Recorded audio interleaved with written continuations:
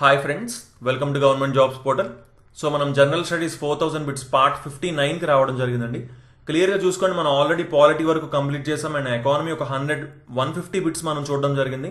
So remaining 50 bits మనం ఈ వీడియోలో చూడడం జరుగుతుంది అనమాట. దీంతో ఎకానమీ కూడా కంప్లీట్ అయిపోతుంది. సో ఆ తర్వాత కెమిస్ట్రీ, ఫిజిక్స్, బయాలజీ కూడా చూడడం జరుగుతుంది. సో ఇవేవి కూడా మిస్ కాకుండా ఉండాలంటే మా ఛానల్కి సబ్స్క్రైబ్ చేసుకుని పక్కన బెల్ ఐకాన్ తప్పకుండా క్లిక్ చేయండి. అలాగే జీజేపీ తెలుగు అనే మా ఆండ్రాయిడ్ యాప్లో arithmetic, reasoning, modern history and AP history paid classes available ఉన్నాయి. సో ఇవి both English medium and Telugu medium స్టూడెంట్స్కి అర్థమయ్యే విధంగా ఉంటాయి అండ్ ప్రతి కాంపిటేటివ్ ఎగ్జామ్కి కూడా హెల్ప్ అయ్యే విధంగా ఉంటాయి. సో తప్పకుండా ఇంట్రెస్ట్ ఉన్న వాళ్ళు ఈరోజే ఎన్రోల్ చేసుకోవచ్చు అనమాట. ఓకే, ఇప్పుడు మనం బిట్స్లోకి వెళ్ళిపోదాం. 151st question, devaluation of currency will be more beneficial if అంటున్నాడు. మనకి డీవాల్యుయేషన్ అంటే అర్థం ఏంటి అంటే ఏదన్నా ఒక దేశం తన యొక్క కరెన్సీని వాల్యూని తగ్గించుకోవడం. అఫీషియల్గా ఒక దేశం తన కరెన్సీ యొక్క విలువని తగ్గించుకుంటే దాన్ని మనము డీవాల్యుయేషన్ అని అంటాము. జనరల్గా ఈ డీవాల్యుయేషన్ ఎప్పుడు జరుగుతుంది అంటే ఫిక్స్డ్ ఎక్స్చేంజ్ సిస్టమ్ అనేది అవలంబించే దేశాల్లో జరుగుతుంటుంది. కాబట్టి ఒక దేశం విదేశీ కరెన్సీతో పోల్చుకుంటే తన వాల్యూని తగ్గించుకోవడమే డీవాల్యుయేషన్. ఈ డీవాల్యుయేషన్ జరిగినప్పుడు ఏమవుతుందంటే మనీ యొక్క వాల్యూ తగ్గుతుంది. కాబట్టి మనకి ఫారిన్లో ఒకవేళ మన వస్తువుల్ని అమ్మవేయాలి అంటే అప్పుడు అవి ఈజీగా తక్కువ రేటుకి అమ్మబోతుంటాయి. ఎందుకంటే మన వాల్యూ తక్కువ, మన కరెన్సీ వాల్యూ తక్కువ. కాబట్టి ఒకవేళ మనం ఏదన్నా వస్తువుల్ని ఫారిన్కి ఎక్స్పోర్ట్ చేసినట్లయితే అవి తక్కువ రేటుకి అమ్మబోతాయి. కాకుండా మరి దీనివల్ల ఏమవుతుంది అంటే ఎవరైతే కొంతమంది ఎక్స్పోర్ట్స్ చేయడం కోసము మన భారతదేశంలో తయారు చేస్తారో, ఉత్పత్తి చేస్తారో, మరి అది వారికి నష్టం చేకూరుస్తుంది. వారికి రావాల్సినంత లాభాలు రావట్లేదు. అందుకని ఎప్పుడైనా డీవాల్యుయేషన్ చేస్తే మనకి ఎప్పుడు మంచిదవుతుంది అంటే ఈ ఎక్స్పోర్ట్స్ చేసే ధరలు తగ్గకుండా ఉండి కాన్స్టెంట్గా ఉంటే, ఎక్స్పోర్ట్స్ యొక్క ధరలు కాన్స్టెంట్గా ఉండి మనము డీవాల్యుయేషన్ చేస్తే మంచిది. అట్లా కాకుండా ఒకవేళ ఎక్స్పోర్ట్స్ ధరలను నియంత్రించకుండా కేవలం డీవాల్యుయేషన్ చేసుకుంటే మనకి అంత బెనిఫిషియల్గా, ఉపయోగకరంగా ఉండదు. కాబట్టి it is beneficial only when prices of exports remain constant. 152nd question, imperial bank of India was nationalised in అని అంటున్నాడు. మనకి ఇంపీరియల్ బ్యాంక్ ఆఫ్ ఇండియా అని ఒక బ్యాంక్ ఉండేది. ఆ బ్యాంక్నే మనం తర్వాత అంటే ఈ బ్యాంకే తర్వాత స్టేట్ బ్యాంక్ ఆఫ్ ఇండియాగా మారడం జరిగింది.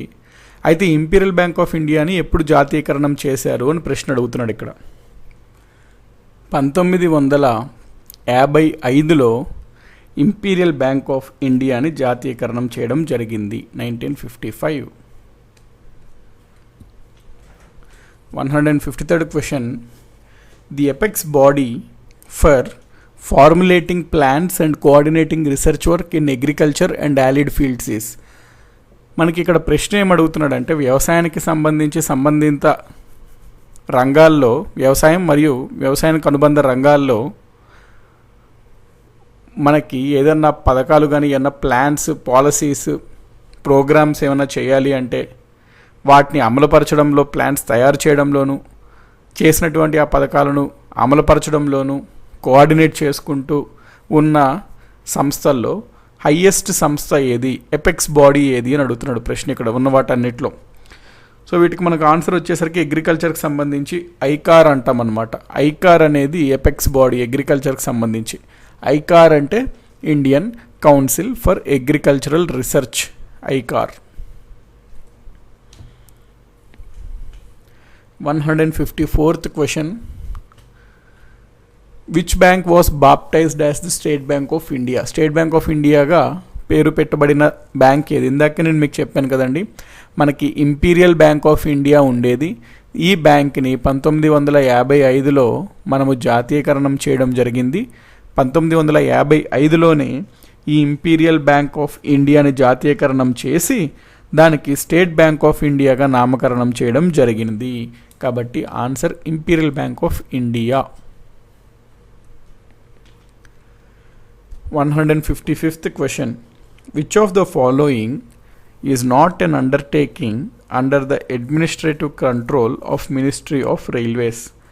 మనకి ప్రశ్న ఏం అడుగుతున్నాడంటే రైల్వేస్ మంత్రిత్వ శాఖ కింద ఇచ్చిన ఆప్షన్స్లో 4 ఆప్షన్స్లో రైల్వే మంత్రిత్వ శాఖకి సంబంధించిన కానిది ఏంటి అని అడుగుతున్నాడు ఇక్కడ. సో ఇక్కడ 4గిట్లో ఏది రైల్వే మంత్రిత్వ శాఖ క్రిందకి రాదు అని అడుగుతున్నాడు. మనకి ఫస్ట్ ఆప్షన్ చూసుకుంటే container corporation of India limited, CCI అంటాం, ఇది రైల్వేస్ కిందకే వస్తుందండి. Next Konkan railway corporation limited, ఇది కూడా రైల్వేస్ కిందనే వస్తుంది. Diesel locomotive works Varanasi, ministry of railways కిందే వస్తుంది. అయితే ఈ సి ఆప్షన్ ఉంది చూసారా, Indian railways construction company limited అనేది, ఇది మనకి మినిస్ట్రీ ఆఫ్ రైల్వేస్ కింద రాదు. ఇది ఒక పబ్లిక్ సెక్టర్ యూనిట్ అనమాట, PSU. దీనికి కొంత అటానమస్ ఉంటుంది. మినిస్ట్రీ ఆఫ్ రైల్వేస్ కింద ఉన్న అడ్మినిస్ట్రేటివ్ కంట్రోల్ డైరెక్ట్ మినిస్ట్రీకి ఉండదు. ఇది ఒక పబ్లిక్ సెక్టర్ కార్పొరేషన్ లాగా అనమాట, అటానమీగా పనిచేస్తుంది. 156th question, which bank was united with Punjab National Bank in 1993? 1993లో పంజాబ్ నేషనల్ బ్యాంక్తో న్యూ బ్యాంక్ ఆఫ్ ఇండియా అనే బ్యాంక్ విలీనం అవ్వడం జరిగింది. కాబట్టి ఆన్సర్ 1993లో న్యూ బ్యాంక్ ఆఫ్ ఇండియా అనే బ్యాంక్ పంజాబ్ నేషనల్ బ్యాంక్తో ఐక్యమైంది, విలీనం అయ్యింది, New Bank of India. 157th question, if the RBI adopts an expansionist open market operations, this means that it will, అంటే ఇక్కడ మానిటరీ పాలసీ పరంగా RBI 2 రకాలైనటువంటి చర్యలు తీసుకోవచ్చండి. ఒకటి ఏంటి అంటే ఎక్స్పాన్షన్ పాలసీ అంటాం, రెండోది కాంట్రాక్షన్ పాలసీ అంటాం. ఎక్స్పాన్షన్ అంటే ఏంటి అంటే RBI గనక ద్రవ్య సరఫరాని ఆర్థిక వ్యవస్థలోని పెంచాలి అనుకుంటే అప్పుడు RBI మార్కెట్లోకి ద్రవ్యాన్ని వదులుతుంది. అదే ఒకవేళ RBI ఆర్థిక వ్యవస్థలో ద్రవ్య సరఫరాని తగ్గించాలి అనుకుంటే అప్పుడు RBI మార్కెట్ నుంచి, అనగా దేశం నుంచి ద్రవ్యాన్ని తీసుకుంటుంది వెనక్కి. తద్వారా ద్రవ్య సరఫరాని రెగ్యులేట్ చేస్తూ ఉంటుంది, తద్వారా ద్రవ్యోల్బణం కూడా నియంత్రిస్తూ ఉంటుంది RBI. మరి ఒకవేళ RBI అనేది ఎక్స్పాన్షనిస్ట్ పాలసీ గనక అమలులో చేస్తే అప్పుడు ఏమవుతుంది అని ఇక్కడ ప్రశ్న అడుగుతున్నాడు. చూడండి, ఎప్పుడన్నా RBI ఎక్స్పాన్షనిస్ట్ పాలసీ చేస్తే దాని అర్థం ఏమనుకున్నాం ఇందాకే, మార్కెట్లో ద్రవ్య సరఫరాని పెంచుద్ది. మార్కెట్లో ఎప్పుడైతే ద్రవ్య సరఫరా పెంచుతుందో బ్యాంకుల దగ్గర అప్పులు ఇవ్వడం కోసం ద్రవ్యం ఎక్కువగా ఉంటుంది. దానితో బ్యాంకులు ఈజీగా అప్పులు ఇవ్వడం కోసం చూస్తుంటారు. కాబట్టి బ్యాంకుల దగ్గర అప్పులు ఇవ్వడానికి commercial banks more credit in the open market, open మార్కెట్లో ఎక్కువ అప్పు ఇవ్వడానికి బ్యాంక్స్ అనేవి ఎదురు చూస్తుంటాయి. So answer C. 158th question, redistribution policies geared to reduce economic inequalities include, ఆర్థిక అసమానతలను తగ్గించడానికి మనకి రీడిస్ట్రిబ్యూషన్, పునఃపంపిణీ విధానాలు ఉంటాయి కదా, మనకి అవి ఏంటి ఆర్థిక అసమానతలను తగ్గించడానికి మనం చేపట్టే పునఃపంపిణీ విధానాలు ఏవేవి కింద ఇచ్చిన వాటిలో ఫస్ట్ ప్రోగ్రెసివ్ ట్యాక్స్ పాలసీస్ అంటున్నాడు. ప్రగతిశీల పన్ను విధానాలు అంటే ప్రోగ్రెసివ్ ట్యాక్స్ పాలసీస్ అంటే ఏంటి, పేదలకు తక్కువ ట్యాక్స్ విధించి ఎవరైతే ధనవంతులు ఉంటారో వాళ్ళకి ఎక్కువ ట్యాక్స్ విధించడం. ఇది మరి ఒక దేశంలో ఉన్న ఆర్థిక అసమానతలను తగ్గించడానికి తోడ్పడవుతుంది కదా, కాబట్టి ఇది రైటే. ల్యాండ్ రిఫార్మ్స్ అనమాట, భూ సంస్కరణలు. ఎవరి దగ్గర అయితే భూమి ఉండాల్సిన దానికన్నా లిమిట్ కన్నా ఎక్కువ అధికంగా ఉందో వాళ్ళ దగ్గర నుంచి ఆ సర్ప్లస్గా ఉన్న భూమిని తీసుకొని ప్రభుత్వం ఎవరికైతే బాగా అవసరం ఉందో వాళ్ళకి పంచిపెట్టడం, ఇవన్నీ భూ సంస్కరణల కిందకు వస్తాయి. మరి ఇది కూడా ఒక ఆర్థిక వ్యవస్థలో ఆర్థిక అసమానతలను తగ్గించడానికి తోడ్పడుతుంది. సో సెకండ్ ఆప్షన్ కూడా కరెక్ట్ ఆప్షనే. నెక్స్ట్ రూరల్ డెవలప్మెంట్ పాలసీస్, గ్రామీణాభివృద్ధి విధానాలు. మనకి జనరల్గా గ్రామీణాభివృద్ధి జరిగితే దేశంలో కూడా ఆర్థిక అసమానతలను చాలా వరకు తగ్గుతాయి. మరి అందుచేత ఒకవేళ ఏదన్నా మనం గ్రామీణాభివృద్ధి పథకాలు కనుక చేపట్టినట్లయితే మరి అవి కూడా ఆర్థిక అసమానతలను తగ్గించడానికి తోడ్పాటు చేసే విధానాలే కదండి. కాబట్టి సి కూడా రైటే. A correct, B correct, C correct. All of the above are correct అనమాట ఆన్సర్.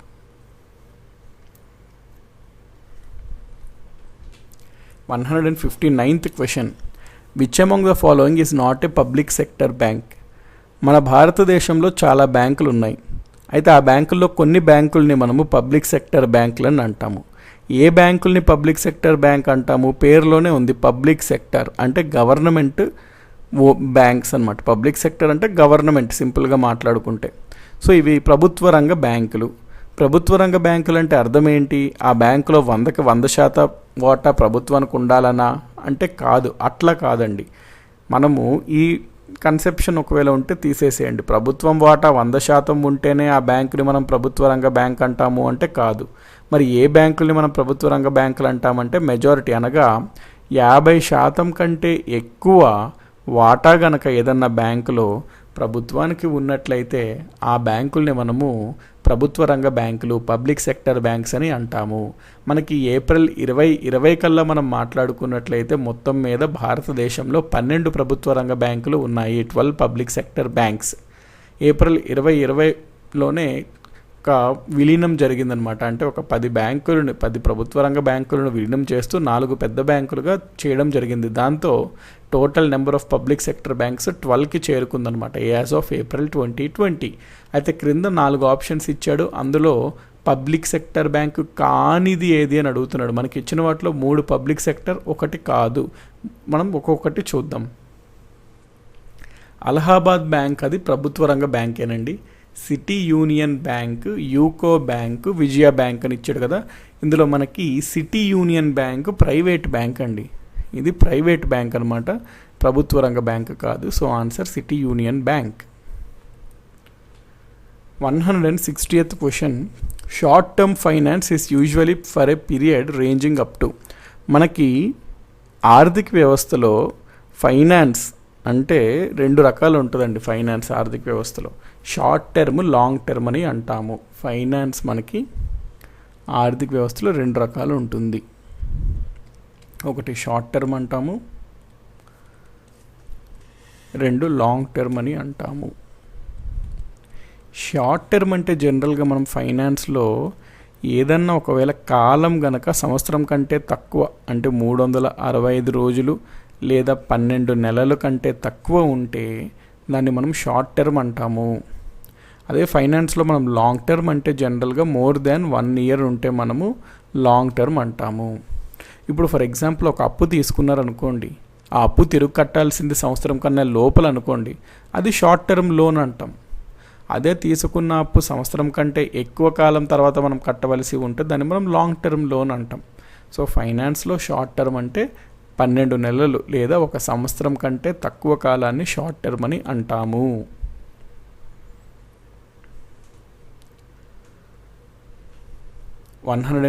ఫస్ట్ క్వశ్చన్ అండి, in India which one among the following formulates the fiscal policy? భారతదేశంలో కింద వాటిలో ఏది ఆర్థిక విధానాన్ని సూత్రీకరిస్తుంది? మనకి ప్రతి దేశంలో ఉన్నటువంటి ప్రభుత్వము ఆ దేశానికి సంబంధించి ఆర్థిక విధానంను తయారు చేస్తుంది, ఫిస్కల్ పాలసీని తయారు చేస్తుంది ప్రతి సంవత్సరం. దాన్ని సింపుల్గా చెప్పుకోవాలి అంటే బడ్జెట్ అని చెప్పచ్చు. సింపుల్గా చెప్పాలంటే బడ్జెట్నే మనం ముఖ్యంగా ఫిస్కల్ పాలసీ అంటాము. బట్ టెక్నికల్గా చూసుకుంటే బడ్జెట్తో పాటు వేరేవి కూడా వస్తాయి ఫిస్కల్ పాలసీ అంటే. కానీ బ్రీఫ్గా మనం చెప్పుకోవాలి అంటే బడ్జెట్ని ఫిస్కల్ పాలసీగా చెప్పచ్చు. అయితే ఎవరు చేస్తారు ఒక దేశంలో అంటే ఆబ్వియస్లీ ఆ దేశంలో ఉన్నటువంటి ప్రధానంగా మన దేశంలో చూసుకున్నట్లయితే ఆర్థిక మంత్రిత్వ శాఖ, మినిస్ట్రీ ఆఫ్ ఫైనాన్స్ ఫిస్కల్ పాలసీని, ఆర్థిక విధానాన్ని తయారు చేస్తుంది.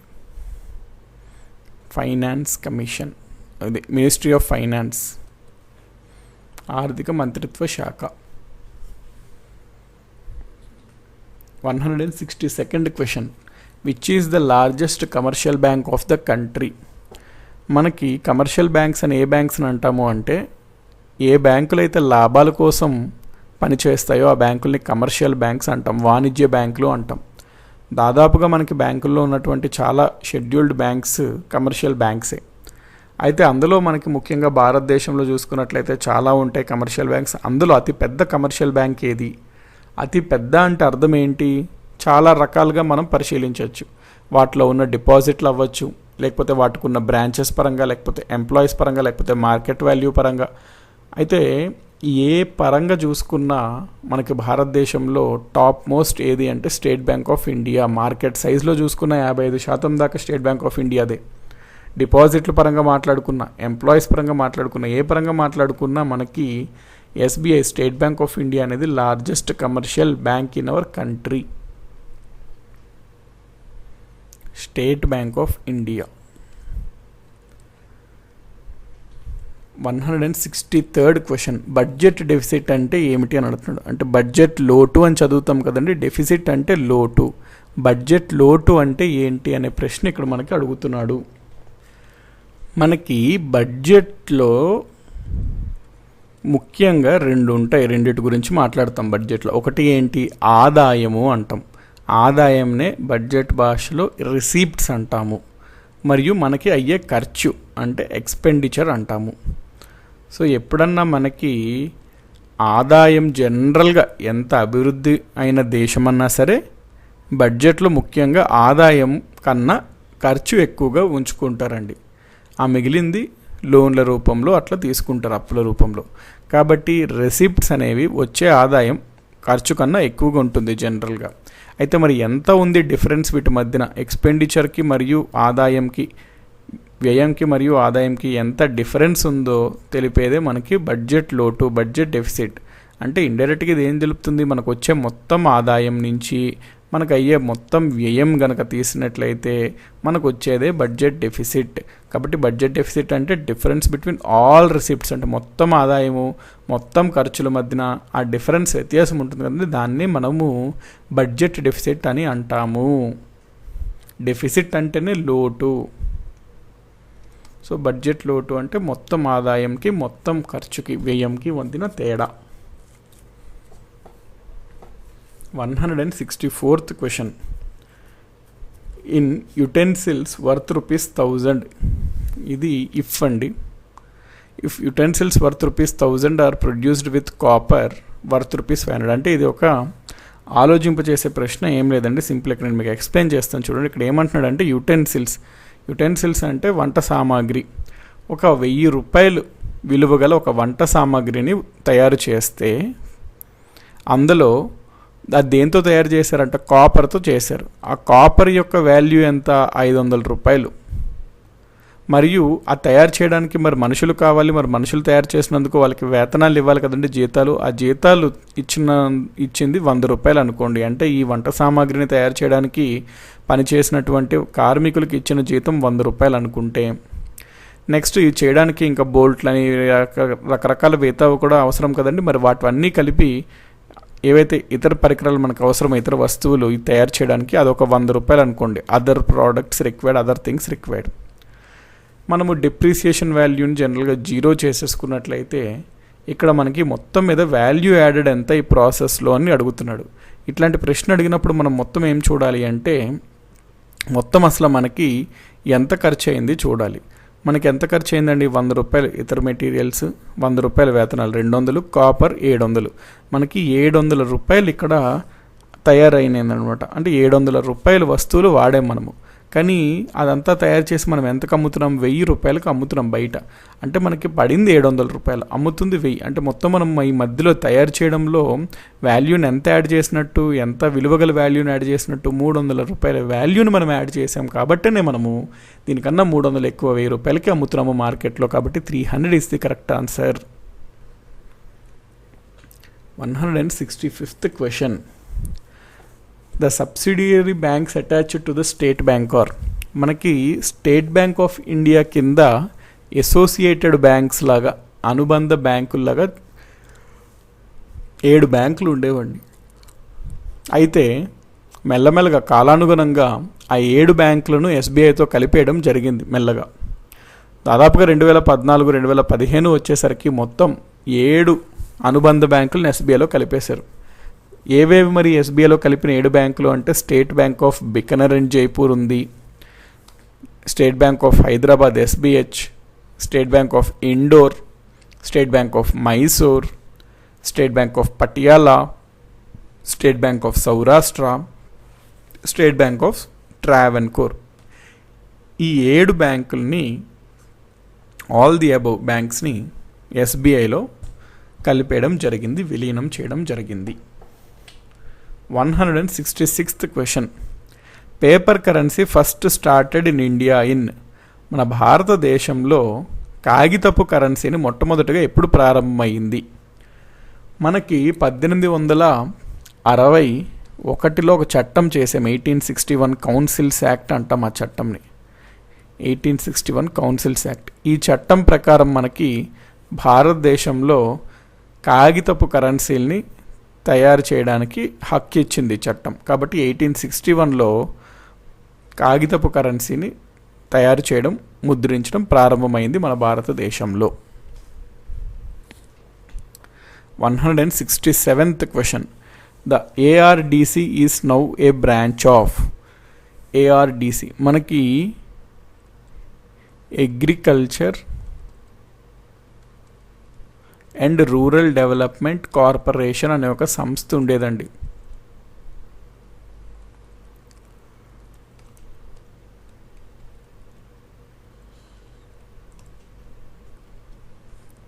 అయితే జూలై 12, 1982లో శివరామన్ కమిటీ సూచనల మేరకు నబార్డ్ అనే ఒక సంస్థను ఏర్పాటు చేయడం జరిగింది.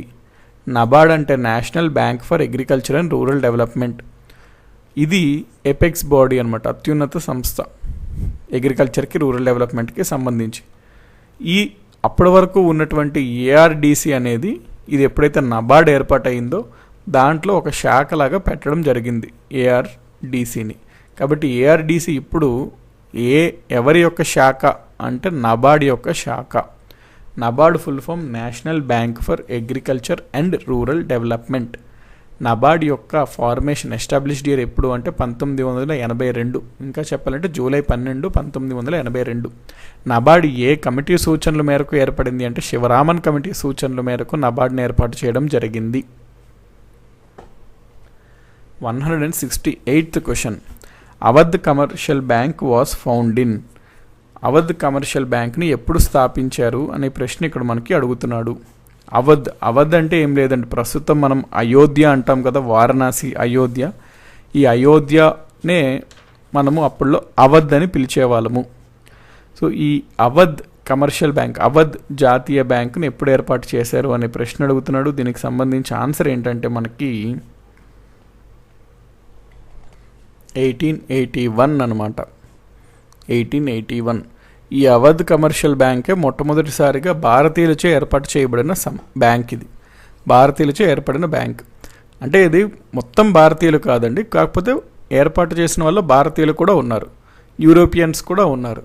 కానీ మొట్టమొదటిసారిగా ఒక భారతీయుల యొక్క భాగస్వామ్యంతో ఏర్పాటు, పూర్తిగా భారతీయులు కాదు, అట్లీస్ట్ కొంతమంది భారతీయుల భాగస్వామ్యంతో ఏర్పడిన బ్యాంక్ అవధ్ కమర్షియల్ బ్యాంక్.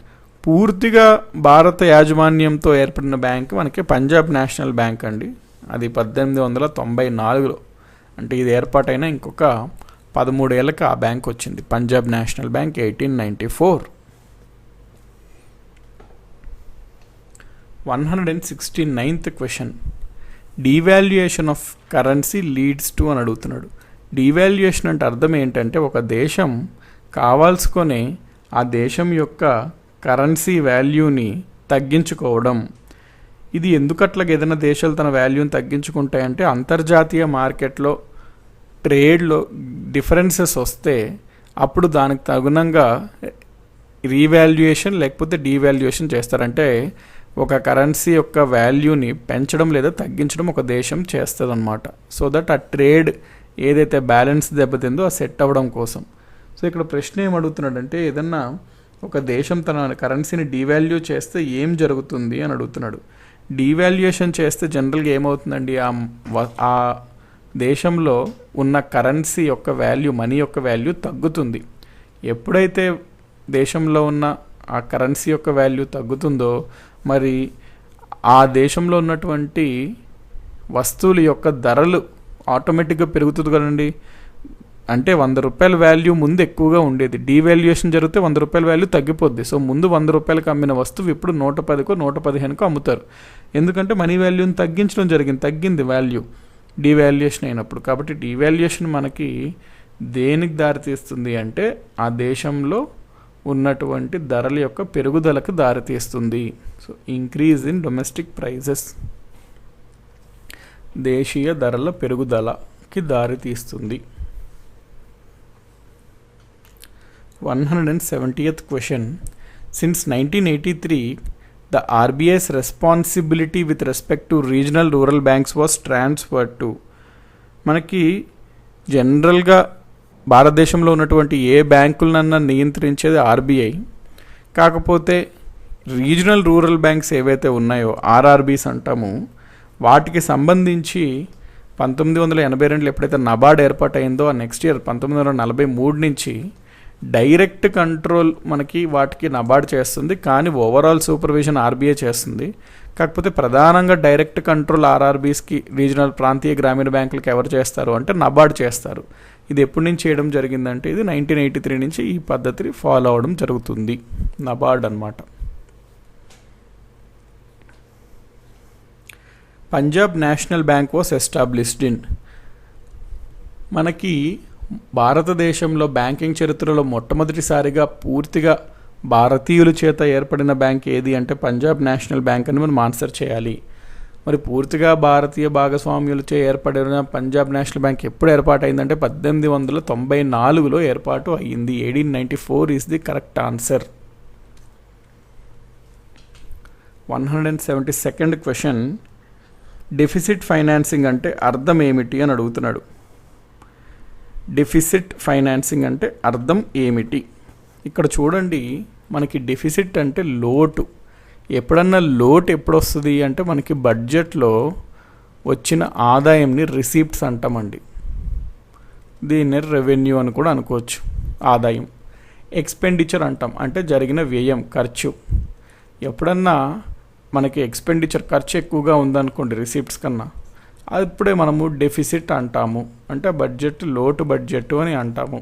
కాబట్టి డెఫిసిట్ ఫైనాన్సింగ్ అర్థం ఏంటి అంటే అక్కడ ఆ దేశంలో ఖర్చు ఎక్స్పెండిచర్ అనేది వచ్చిన ఆదాయం కన్నా, పబ్లిక్ రెవెన్యూ కన్నా అధికంగా ఉంది. So CEC correct answer. Public expenditure is excess of public revenue, అంటే ఖర్చు ఎక్కువగా ఉంది వ్యయం కంటే, మన ఖర్చు వ్యయం ఎక్కువగా ఉంది ఆదాయం కంటే అని అర్థం. 173rd question. Which movement encouraged the formation of commercial banks? మనకి 1905 ఆ కాలంలో స్వదేశీ ఉద్యమం, లేదా మనం దీన్నే వందే మాతరం ఉద్యమం కూడా అని పేర్కొనవచ్చు, ప్రారంభమైంది.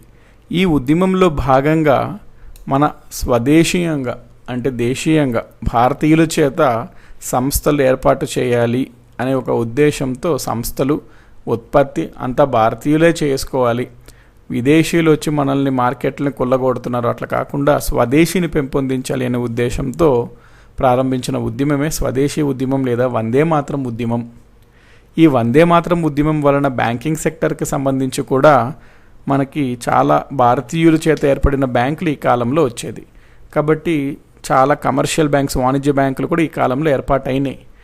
ప్రశ్న ఇక్కడ ఏంటి, ఏ ఉద్యమము మన భారతదేశంలో వాణిజ్య బ్యాంకులు ఎక్కువగా ఏర్పాటు అవ్వడానికి తోడ్పాటు చేసింది, ప్రోత్సహించింది అంటే స్వదేశీ ఉద్యమం, వందే మాతరం ఉద్యమం.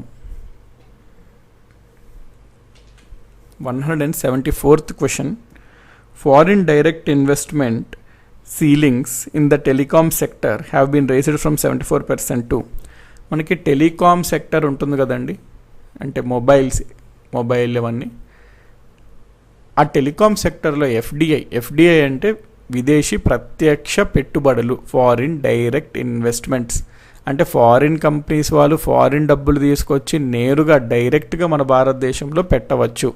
అది ముందు 74% మాత్రమే ఉండేది లిమిట్, సీలింగ్. అనగా ఏంటి అర్థము, ఏదన్నా ఒక ఫారిన్ కంపెనీ కనుక మన ఇండియాకి రావాలంటే తను సొంతగా రాలేదు, ఇక్కడ ఇండియాలో ఉన్న ఏదో ఒక కంపెనీతో తను పార్ట్నర్షిప్, భాగస్వామ్యం చేసుకోవాలి. మ్యాక్సిమం ఫారిన్ కంపెనీకి 74% మాత్రమే వాటా ఉంచుకోగలుగుతుంది ముందండి పరిస్థితి. 26% వాటా ఖచ్చితంగా ఇండియన్స్ చేతిలో ఉండాలి అనే సీలింగ్ ఉండేది ముందు. అయితే ఆ సీలింగ్ని మెల్లగా అన్ని శాఖల్లోని అన్ని రంగాల్లోని ఎఫ్డిఐ సీలింగ్లు తగ్గించుకుంటూ వస్తుంది. అలాగే టెలికాం రంగంలో కూడా తగ్గించింది. ప్రస్తుతం మనకి టెలికాం రంగంలో 74% ఉండేది ముందు, ఇప్పుడు మనకి 100% ఉంది. అంటే కంప్లీట్గా నేరుగా ఒక విదేశీ టెలికాం కంపెనీ ఇండియాకు వచ్చి మొత్తం తనంతట తానే ఎవరితో భాగస్వామ్యం లేకుండా తనంతట తానే మనకి ఇక్కడ స్థాపించుకోవచ్చు. సో 100% పెంచడం జరిగింది FDI in telecom sector. 175th question. In which year was the Banking Regulation Act passed? Banking నియంత్రణ చట్టం ఏ సంవత్సరంలో మనకి ఆమోదించబడింది అని అడుగుతున్నాడు. 1949లో బ్యాంకింగ్ రెగ్యులేషన్ యాక్ట్ అనే ఒక చట్టంని చేశామండి. 1949లో ఈ చట్టం ప్రకారమే భారతదేశంలో ఉన్నటువంటి అన్ని బ్యాంకులు, మన స్వదేశీ బ్యాంకులు అవనివ్వండి, విదేశీ బ్యాంకులు అవనివ్వండి, మన దేశంలో ఉన్నటువంటి అన్ని బ్యాంకులు ఆర్బీఐ యొక్క నియంత్రణ క్రిందకి వస్తాయి అనేది చెప్పడం జరిగిందనమాట. So banking regulation act 1949. 176th question. In which of the following sequences the change in quantity of money leads to change in price level in the Keynesian models? ఇది చూడండి, మనకి ఇది బేసికలీ మానిటరీ పాలసీ గురించి, ద్రవ్య విధానం గురించి మాట్లాడుతుంది. ఈ ఆర్డర్ మీరు డైరెక్ట్గా గుర్తుపెట్టుకోవాలండి. ఇది మనం ఆల్రెడీ థియరీ క్లాస్లో చూసాము. ఈ ఆర్డర్ గుర్తుపెట్టుకోవాలి. ఏంటి అంటే ఆర్డర్, ఒకవేళ ద్రవ్య సరఫరా మనీ, క్వాంటిటీ ఆఫ్ మనీలో ఏదైనా చేంజ్ వచ్చింది అనుకోండి, అంటే ఒక ఆర్థిక వ్యవస్థలో ద్రవ్య సరఫరాలో ఏదైనా ఒక మార్పు వస్తే అది ఏ విధంగా దారితీస్తుంది అంటున్నాడు. ఎప్పుడన్నా మనకి ఒక ఆర్థిక వ్యవస్థలో ద్రవ్య సరఫరాలో ఏమైనా మార్పులు వచ్చాయి అనుకోండి, వెంటనే మనం ఏమంటాము, అక్కడ బ్యాంకుల్లో అప్పు ఇచ్చే దగ్గర ఫస్ట్, బ్యాంకులు అప్పు ఇచ్చే దగ్గర, క్రెడిట్ బ్యాంకులు అప్పు ఇచ్చే దగ్గర మార్పులు వస్తాయి వెంటనే. ఎప్పుడైతే బ్యాంకులు అప్పు ఇచ్చే దగ్గర మార్పు వస్తుందో ప్రజలు అప్పు తీసుకునే దగ్గర మార్పు వస్తుంది. తద్వారా ప్రజలు జనరల్గా ఏదన్నా పెట్టుబడి పెట్టడానికి అప్పులు తీసుకుంటారు అనుకుంటాం maximum.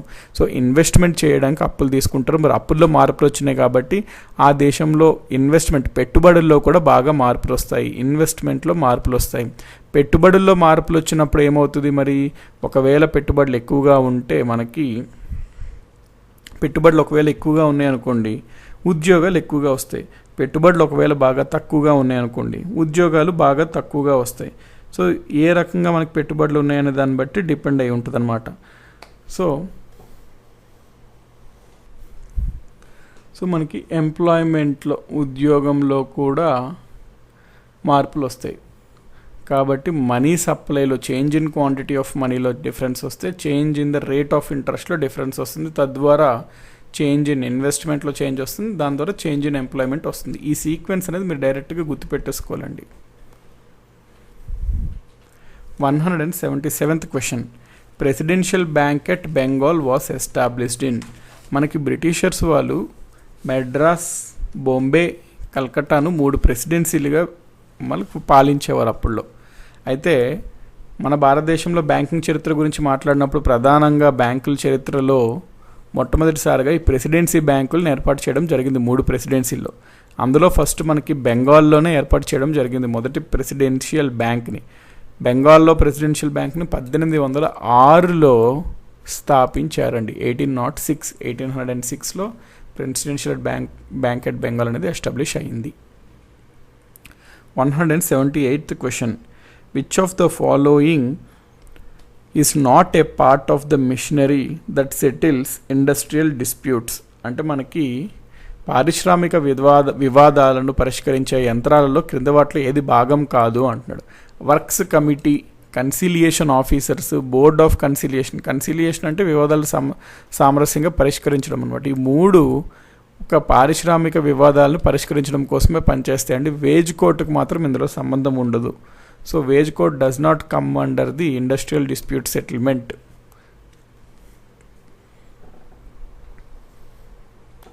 179th question. 1 rupee currency note in India bears the signature of.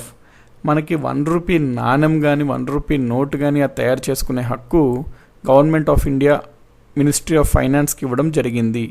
ఏ విధంగా అయితే పెద్ద నోట్లపైన ఆర్బీఐ గవర్నర్ యొక్క సిగ్నేచర్ సంతకం ఉంటుందో, అదేవిధంగా 1 రూపాయి నోటు పైన మనకి మినిస్ట్రీ ఆఫ్ ఫైనాన్స్కి చెందిన సెక్రటరీ ఉంటాడు కదండి, ఫైనాన్స్ సెక్రటరీ అంటాం అతన్నే. సో గవర్నమెంట్ ఆఫ్ ఇండియాకి ఫైనాన్స్ సెక్రటరీ యొక్క సిగ్నేచర్ ఉంటుంది ₹1 కరెన్సీ పైన. భారత ప్రభుత్వ ఆర్థిక కార్యదర్శి యొక్క సంతకం ఉంటుంది. 180th క్వశ్చన్, బాంబేలో ప్రెసిడెన్షియల్ బ్యాంక్ని ఎప్పుడు ఏర్పాటు చేశారు? మనం ఇందాక బెంగాల్లో ప్రెసిడెన్షియల్ బ్యాంక్ని 1806లో ఏర్పాటు చేశారని చదివాం కదా, అదేవిధంగా మనకి బాంబేలో నెక్స్ట్ 1840లో ఏర్పాటు చేయడం జరిగింది ప్రెసిడెన్షియల్ బ్యాంక్ని. 181st question, ₹10 notes contain the signature of. మనకి ₹1 నోట్ అంటే ఫైనాన్స్ మినిస్ట్రీ కింద సెక్రటరీ ఉంటాడు కదండి, ఆర్థిక కార్యదర్శి, ఆర్థిక మంత్రిత్వ శాఖకు చెందిన కార్యదర్శి యొక్క సింబల్ ఉంటుంది. ఏది ₹1 నోట్ అయితే. ఇక్కడ అడుగుతుంది ఏంటి, ₹10 నోట్. ₹10 నోట్ యొక్క సిగ్నేచర్ ఎవరిది ఉంటుందంటే ఆబ్వియస్లీ ఆర్బీఐ యొక్క గవర్నర్ యొక్క సిగ్నేచర్ ఉంటుంది. సి అనేది correct option. Imperial bank was established in. Imperial బ్యాంకును ఎప్పుడు ఏర్పాటు చేశారు అనేది ప్రశ్న అడుగుతున్నాడు. మనకి 1921లో ఏమవుద్దంటే అండి, మనకి అప్పటికే 3 ప్రెసిడెన్సీ బ్యాంకులు ఉంటాయి. Bengal presidency bank, Bombay presidency banks, Madras presidential bank అని 3 పెద్ద బ్యాంకులను విలీనం చేసి ఒకటే బ్యాంకుగా ఏర్పాటు చేయడం జరిగింది 1921లో. ఆ బ్యాంకే ఇంపీరియల్ బ్యాంక్ ఆఫ్ ఇండియా అని పేరు పెట్టడం జరిగింది, ఇంపీరియల్ బ్యాంక్. సో ఇంపీరియల్ బ్యాంక్ని ఏ సంవత్సరంలో ఏర్పాటైంది అంటే 1921లో ఏర్పాటైంది. ఈ బ్యాంకు ఏ బ్యాంకుల యొక్క విలీనం ద్వారా ఏర్పడింది అంటే 3 ప్రెసిడెన్సీ బ్యాంకులు అయినటువంటి Bengal presidential bank, Bombay presidential bank, Madras presidential bank యొక్క విలీనం ద్వారా 1921లో ఏర్పడిన బ్యాంకే imperial bank. 183rd question, which of the following governors of RBI also served as the finance minister of India? RBI కింద గవర్నర్లో ఎవరు భారత ఆర్థిక మంత్రిగా పనిచేశారు అంటే ఇక్కడ ఈ వ్యక్తి, పలానా వ్యక్తి మనకి ఆర్బీఐ గవర్నర్గా పనిచేశారు. అదేవిధంగా మన కేంద్ర ప్రభుత్వంలో ఆర్థిక మంత్రిత్వ శాఖ క్రింద ఆర్థిక అమాత్యులుగా మంత్రిగా కూడా చేయడం జరిగింది. ఎవరు అంటే మనకి డాక్టర్ మన్మోహన్ సింగ్ అండి. మన్మోహన్ సింగ్ గారు ఆర్బీఐ గవర్నర్గా చేశారు. అదేవిధంగా మనకి సెంట్రల్లో ఫైనాన్స్ మినిస్టర్గా కూడా చేయడం జరిగింది. 184th question, which of the following institutes are established by RBI? క్రింద వాటిలో ఆర్బీఐ ఏవేవి ఏర్పాటు చేసింది, స్థాపించింది? IGIDR, Indira Gandhi institute for development research, RBI క్రిందకే వస్తాయండి. కింద ఇచ్చిన 3 సంస్థలు కూడా. ఇక్కడ RBI research courses, training courses అనేవి మనకి ఇక్కడ చేస్తుంది ఆర్బీఐ ఈ యొక్క ఇన్స్టిట్యూట్స్లో. కాబట్టి ఆర్బీఐ వేటిని ఏర్పాటు చేస్తుందంటే అన్నిటినీ.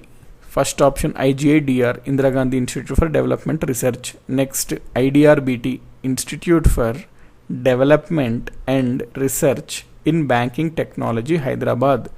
NIBM, national institute of bank management. ఇవన్నీ ఆల్ ద అబౌవ్ ఆర్బీఐ అనేది ఏర్పాటు చేసింది. 185th question, in which year the nationalization of RBI was occurred? ఏ సంవత్సరంలో ఆర్బీఐ యొక్క జాతీయకరణం జరిగింది? ఆర్బీఐని ఏ సంవత్సరంలో జాతీయకరణం చేశారు అనే పాయింట్ ఇక్కడ మనకి అడుగుతున్నాడు. ఆర్బీఐ 1948 వరకు జనరల్గా ప్రైవేట్ షేర్ హోల్డింగ్ కూడా ఉండేదండి. 1949లో ఏం చేశారంటే మొత్తం గవర్నమెంట్ చేతిలోకి వెళ్ళిపోయింది. నేషనలైజేషన్ ఆఫ్ బ్యాంక్ ఇది ఒక చట్టం ద్వారా చేశారనమాట. 1949లో ఒక చట్టం తీసుకొచ్చారు. ఆ చట్టం పేరే నేషనలైజేషన్ ఆఫ్ బ్యాంక్ యాక్ట్ 1949. ఈ చట్టం ద్వారా ఆర్బీఐని జాతీయకరణం చేయడం జరిగింది 1949లో. 186th question, who is the 24th governor of RBI? మన ప్రస్తుత ఆర్బీఐ గవర్నర్ ఎన్నో అతనండి? 25వ గవర్నర్. ఎవరితను అంటే ఏప్రిల్ 2020 కల్లా మాట్లాడుకుంటే శక్తికాంత దాస్ అనమాట. శక్తికాంత దాస్. అయితే ఈ నెంబర్ కూడా గుర్తుపెట్టుకోవాలి, ఎందుకంటే ఇక్కడ చూడండి లేటెస్ట్ అడగట్లే, 24వ అడుగుతున్నాడు. 24 అంటే ఉర్జిత్ పటేల్. సో మనకి రీసెంట్గా ఉన్న ఒక 4 to 5 మెంబర్స్ది గుర్తుపెట్టుకుంటే బెటర్. ప్రస్తుతం 25 కానీ ఇక్కడ 24 అడుగుతున్నాడు, కాబట్టి Urjit Patel is the correct answer. 187th question, in which year the head quarters of RBI is moved from Kolkata to Bombay? అంటే అప్పట్లో బాంబే అనేవారు ముంబైని. మనకు ఆర్బీఐ ఎప్పుడైతే ఏర్పాటైన తర్వాత దాని యొక్క ఫస్ట్లో మొదట్లో దాని యొక్క హెడ్ క్వార్టర్స్ ప్రధాన కేంద్రం కలకట్టాలో ఉండేదండి. ఎందుకంటే బ్రిటిషర్స్కి అప్పుడు ప్రధాన కేంద్రం కలకట్టా కాబట్టి. అయితే 1937లో ఆర్బీఐ యొక్క హెడ్ క్వార్టర్స్ని కలకట్టా నుంచి బాంబేకి షిఫ్ట్ చేయడం జరిగింది. 188th question, the new 2000 rupee note as the image of. మనకి డిమానిటైజేషన్ అయ్యాక కొత్త నోట్లను జారీ చేయడం జరిగింది ప్రభుత్వం. 2000 note, 1000 note, 200 note, 100 note, 20 note, 50 note, 10 నోట్లు, కొత్త నోట్లు అయితే విడుదల చేసింది కదండి. పాత నోట్లు ఏవైతే చలామణిలో ఉన్నాయో వాటితో పాటు కొత్తగా విడుదలైన నోట్ల పైన కూడా ఏ బొమ్మలు ఉన్నాయి అనే దానిపైన మనము అవగాహన తెచ్చుకోవాలి. ఎందుకంటే కంపల్సరీ ఎగ్జామ్స్లో అడిగే స్కోప్ ఉంటుందన్నమాట. అందుకనే ప్రతి కరెన్సీ యొక్క బొమ్మను ఫస్ట్గా గుర్తుపెట్టుకోండి. మిగతావి డైమెన్షన్స్ అవన్నీ మీరు అంతా ఫోకస్ చేయకపోయినా పర్వాలేదు, కానీ ఏ బొమ్మ ఉంది అనేది మాత్రం క్లియర్గా ఐడియా ఉండాలి. 2000 నోట్ కనుక మనం చూసుకున్నట్లయితే క్లియర్ కట్గా దానిపైన మనకి మంగళ్యాన్ బొమ్మ ఉంటుంది. ఎంతో ప్రతిష్టాత్మకమైన ప్రోగ్రామ్ అనమాట, స్పేస్ ప్రోగ్రామ్. అందుకని చేత 2000 అంటే మనకు ఉన్న అవైలబుల్ డినామినేషన్స్లో పెద్ద డినామినేషన్ అయినటువంటి 2000 నోటు పైన మరి మంగళ్యాన్ని పెట్టడం జరిగింది. అంటే ఎంత ఇంపార్టెంటో మంగళ్యాన్ అనేది మనం అర్థం చేసుకోవచ్చు దీన్ని బట్టి. కాబట్టి Mangalyaan is the correct answer. 189th question, who appoints the chairman of the RRBs. ఆర్ఆర్బీస్కి సంబంధించి మనకి దీంట్లో వాటా కేంద్ర ప్రభుత్వంకి ఉంటుంది, సెంట్రల్ గవర్నమెంట్, రాష్ట్ర ప్రభుత్వాలకు ఉంటే స్టేట్ గవర్నమెంట్ ఏదన్నా ఒక బ్యాంక్ స్పాన్సర్ చేయాలన్నమాట. దాన్ని స్పాన్సర్ బ్యాంక్ అంటాం. సో స్పాన్సర్ బ్యాంక్ యొక్క వాటా ఎక్కువగా ఉంటుందండి ఆర్ఆర్బీస్లో. అందుకని చేత ఈ ఆర్ఆర్బీస్ యొక్క చైర్మన్ని ఎన్నుకునేది ఎవరు అంటే స్పాన్సర్ బ్యాంక్ అనమాట. ఎక్కువగా సెంట్రల్ బ్యాంక్ అని చెప్పడానికి మనం కన్ఫ్యూజ్ అవ్వచ్చు, కానీ అందుకని ఇది గుర్తుపెట్టుకోండి point. It is the sponsor bank who appoints the chairman of RRBs. 190th question, the new 200 rupee note as the image of. కొత్తగా మనకి 200 రూపాయల నోట్ని ప్రభుత్వం విడుదల చేసింది కదండి. దానిపైన ఏ బొమ్మ ఉంది అని ప్రశ్న ఇక్కడ మనకి అడుగుతున్నాడు. కొత్తగా విడుదల చేసిన 200 రూపాయల నోటు వెనక్కి వైపు చూస్తే మనకి సాంచి స్తూప ఇమేజ్ కనబడుతుంది. సాంచి స్తూప ఎక్కడ ఉంటుందండి? మధ్యప్రదేశ్లో ఉంటుంది. 191st question, who became the first chairman of state bank of India in 1955. మనకి ఇంపీరియల్ బ్యాంక్ ఆఫ్ ఇండియానే 1955లో జాతీయకరణం చేసి దాన్నే స్టేట్ బ్యాంక్ ఆఫ్ ఇండియాగా నామకరణం చేశారు అనుకున్నాం కదా. మరి ఆ స్టేట్ బ్యాంక్ ఆఫ్ ఇండియాకి మొట్టమొదటిసారిగా చైర్మన్గా ఎవరు వ్యవహరించారు 1955లో అని అడుగుతున్నాడు. ఇట్ వాజ్ జాన్ మథాయ్ అండి. ఇతను మనకి క్యాబినెట్ మంత్రిగా కూడా తర్వాత కాలంలో చేశారు. సో జాన్ మథాయ్ అనమాట. He acted as he was the first chairman of State Bank of India, John Mathai. 192nd question, the headquarters of National Housing Bank is located in. NHB అంటాము, నేషనల్ హౌసింగ్ బ్యాంక్. ఈ national housing bank అంటే జనరల్గా మనకి ఏంటి అంటే housing రంగం పైన ఏ విధంగా మన ఆర్థిక వ్యవస్థలో అప్పులు సులభంగా అందించాలా లేకపోతే కొంచెం కఠినంగా ఉండాలా వాటన్నిటిని రెగ్యులేట్ చేస్తూ ప్రధానంగా హౌసింగ్ రంగాన్ని బాగుపరచాలి, మెరుగుపరచాలి. మన భారతదేశంలో నిర్మాణం ముఖ్యంగా హౌసింగ్ రంగం అనేది అభివృద్ధి అవ్వాలి అనే ఉద్దేశంతో ఏర్పాటు చేసిన ఇది ఒక అభివృద్ధి బ్యాంకు, డెవలప్మెంట్ బ్యాంకు. ఈ బ్యాంకు ముందు ఆర్బీఐ కింద అనుబంధ సంస్థగా ఉండేది, కానీ దాని తర్వాత కేంద్ర ప్రభుత్వం కంప్లీట్గా ఆర్బీఐ నుంచి కొనుగోలు చేసేసింది. కాబట్టి ఇప్పుడు అది ప్రభుత్వ సంస్థ, ఆర్బీఐ కింద అనుబంధ సంస్థ కిందకి రాదు. ఇటువంటి నేషనల్ హౌసింగ్ బ్యాంక్ అనే యొక్క హెడ్ క్వార్టర్స్ న్యూఢిల్లీలో ఉంటుందండి, గుర్తుపెట్టుకోండి, న్యూఢిల్లీ. 193rd క్వశ్చన్, మనకి 2016లో పెద్ద నోట్ల రద్దు, డిమానిటైజేషన్ అనేది బాగా గుర్తు మనకి. అయితే స్వాతంత్రం వచ్చిన తర్వాత 2016 కంటే ముందు మధ్యలో ఒకసారి ఇట్లాగే నోట్ల రద్దీ జరిగింది, డిమానిటైజేషన్ జరిగింది. ఎప్పుడు అనే ప్రశ్న అడుగుతున్నాడు. మనకి ప్రధానంగా భారతదేశంలో పెద్ద నోట్ల రద్దు, డిమానిటైజేషన్ 3 సార్లు అయింది ప్రధానంగా. ఒకటి 1946లో, రెండు 1978లో, మూడోది 2016లో. స్వాతంత్రం వచ్చాక 2 సార్లు, మొత్తం మీద 3 సార్లు. స్వతంత్రం వచ్చాక ఎప్పుడు అంటే ఫస్ట్ టైం 1978లో. 194th question, who among the following presented union budget maximum number of times? కింద వాటిలో కేంద్ర బడ్జెట్ను ఎక్కువ సార్లు సమర్పించిన వారు ఎవరు అని అడుగుతున్నాడు. అంటే జనరల్గా మనకి పార్లమెంట్లో బడ్జెట్ సమావేశంలో రాబోయే సంవత్సరానికి అంచనాలు వేస్తూ ఒక బడ్జెట్ని ఆర్థిక మంత్రిత్వ శాఖ, ఆర్థిక మంత్రి ఎవరైతే ఉంటారో వారు బడ్జెట్ని పార్లమెంట్లో పెట్టి చదవడం జరుగుతుంటుంది. దాన్నే బడ్జెట్ని మనకి ప్రెజెంట్ చేయడం అంటాం, సమర్పించడం అంటాం. అయితే గరిష్ట సంఖ్యలో ఎక్కువ సార్లు ఎవరు చేశారు అంటే మనకి ఆన్సర్ మొరార్జీ దేశాయ్ అని చెప్పాలండి. ఈయన 10 సార్లు బడ్జెట్ని ప్రవేశపెట్టడం జరిగింది, మొరార్జీ దేశాయ్ గారు. So answer is Morarji Desai. ఈయన 10 టైమ్స్ని బడ్జెట్ ప్రవేశపెట్టడం జరిగింది.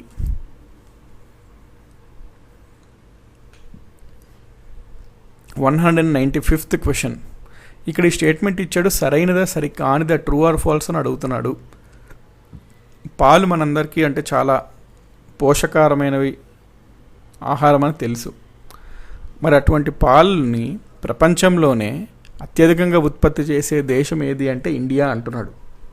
అంటే అన్ని దేశాల్లో కల్లా ప్రపంచంలోనే అత్యధికంగా పాలను ఉత్పత్తి చేసే దేశం ఇండియా అంటున్నాడు. అది సరైనదా సరికానిదా మనం చూడాలి. మన భారతదేశంలో పాల రంగంకి ముఖ్యంగా చూసుకున్నట్లయితే ఇంత అభివృద్ధి అవ్వడానికి ముఖ్యంగా వైట్ రెవల్యూషన్ అనే ఒక ప్రోగ్రాం వల్ల ఇంత అభివృద్ధి గాంచాం. దానికి చేసింది వర్గీస్ కురియన్ అనే అతను అనమాట. అందుకే అతను మనం ఫాదర్ ఆఫ్ వైట్ రెవల్యూషన్ ఒక పితామహుడుగా కూడా పేర్కొంటాము. ఆ వైట్ రెవల్యూషన్ యొక్క సత్ఫలితాల వల్లనే మనకి ఈరోజు మనము ప్రపంచంలోనే అత్యధిక పాలు ఉత్పత్తి చేసే దేశంగా ఇండియా ఉంది. కాబట్టి ఇచ్చిన స్టేట్మెంట్ రైట్ అండి. 196th question, who was the father of operation flood? ఇందాక మనం అనుకున్నాం కదండి వైట్ రెవల్యూషన్ అట్లాగని చెప్పి, దాన్నే మనము ఆపరేషన్ ఫ్లడ్ అంటాం. సో ఈ ఆపరేషన్ ఫ్లడ్ దేని గురించి అంటే మిల్క్ ప్రొడక్షన్ గురించి, పాల ఉత్పత్తి గురించి. ఈ పాల ఉత్పత్తి అనేది గణనీయంగా పెరగాలని వర్గీస్ కురియన్ గారు బాగా కృషి చేశారు. ఆయన కృషికి గాను ఆపరేషన్ ఫ్లడ్ సక్సెస్ అయ్యి మనము ఈరోజు ప్రపంచంలోనే అత్యధికంగా పాలను ఉత్పత్తి చేసే దేశంగా భారతదేశం ఉంది. కాబట్టి operation flood father of operation flood అని అంటాం, అందుకని వర్గీస్ కురియన్ గారిని. 197th క్వశ్చన్ అండి, the increase in oil seeds production was due to?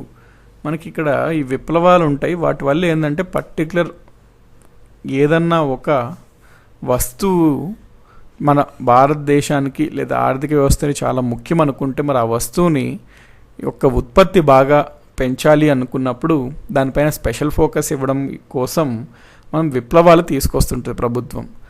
Oil seeds చూసుకున్నట్లయితే, నూనె గింజలను మనం చూసుకున్నట్లయితే ప్రథమంగా ఎల్లో రెవల్యూషన్ అంటాం, పసుపు విప్లవం అంటాం. ఎందుకంటే జనరల్గా ఆయిల్ ఏ కలర్లో ఉంటుందండి? ఎల్లో కలర్లో ఉంటుంది. అందుకని ఎల్లో రెవల్యూషన్, పసుపు విప్లవం దేనికి సంబంధించింది అంటే ఆయిల్ సీడ్స్కి సంబంధించింది, నూనె గింజలకి సంబంధించింది. సో ఈ ఎల్లో రెవల్యూషన్ ద్వారా ఆయిల్ సీడ్స్ ప్రొడక్షన్ అనేది బాగా పెరిగింది. 198th question, the progress in the increase of fish production was called? చేపల ఉత్పత్తి పెరుగుదలలో పురోగతిని ఏమంటాం? దేనివల్ల వచ్చింది అంటాము. చేపలు మనకు తెలుసు ముఖ్యంగా నీళ్ళల్లో ఉంటాయి. నీరు అంటే జనరల్గా మనకి చూస్తున్నప్పుడు ఏ కలర్లో కనబడతాయి? బ్లూలో కనబడతాయి. నీళ్ళు ఏ కలర్లో ఉంటాయి అంటే అసలు కలరే ఉండదు, రంగు ఉండదు వాటికి, కలర్లెస్.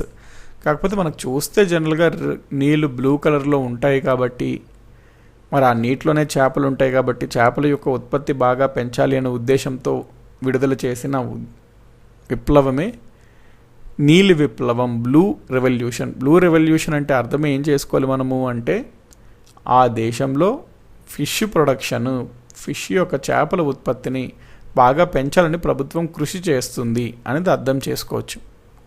కాబట్టి answer blue revolution is regarding fish అనమాట. Blue. 199th question, which state is the biggest tea producer in the country? మన భారతదేశంలో అతిపెద్ద టీ ఉత్పత్తి చేసే రాష్ట్రం ఏది?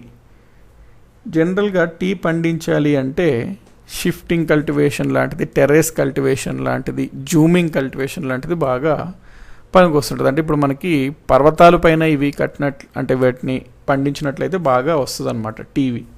అట్లాంటి వాటిని మనము జనరల్గా ఎక్కడ చూస్తాం, నార్త్ ఈస్ట్ ప్రాంతాల్లో చూస్తాం. అందులో కూడా ముఖ్యంగా మనం మాట్లాడుకున్నట్లయితే అస్సాం టీ చాలా ఫేమస్ అనుకుంటాం కదండి. జోగ్రఫికల్ ఇండికేషన్ కూడా అస్సాం టీకి ఇవ్వడం జరిగింది. సో ఈ అస్సాం టీ అనేది చాలా ఫేమస్. అందుకనే మనకి మన భారతదేశంలోనే ఏ రాష్ట్రం టీని అత్యధికంగా ఉత్పత్తి చేస్తుంది అంటే అస్సాం అని మనం చెప్పాలి. It is the Assam which is the biggest producer of tea in our country.